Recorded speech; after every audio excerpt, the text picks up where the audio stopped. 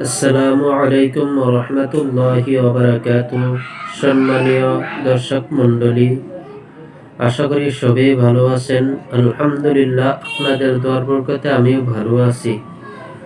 আজকের দিনের মাধ্যমে দেখা যায় যে মানুষ কি করে, বিভিন্ন রূপ ধারণ করে, কিন্তু আমরে বিল মারুফ ওয়া নাহি আনিল মুনকার এই পদক্ষেপের মাধ্যমে মানুষকে বহুত কমেই দেখা যায়।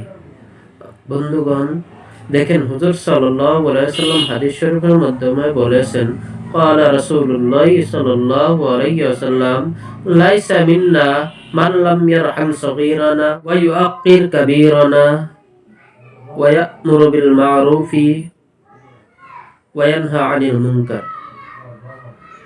দর্শক মণ্ডলী, হুজুর সাল্লাল্লাহু আলাইহি ওয়াসাল্লাম বলেছেন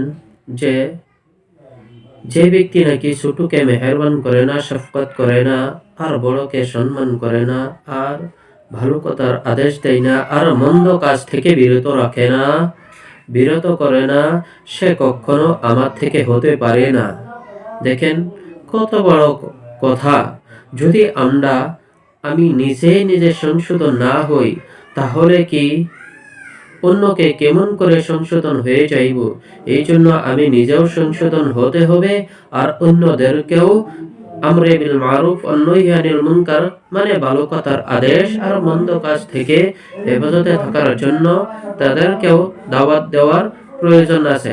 বিশেষ করে এই হিসাবে যদি আমরা আমাল করি, তাহলে আমাদের দুনিয়া এবং আখিরাত দুটোটাই ইনশাআল্লাহ ভালো হয়ে যাইবে। আশা করি সবাই বুঝতে পারছেন ইনশাআল্লাহ।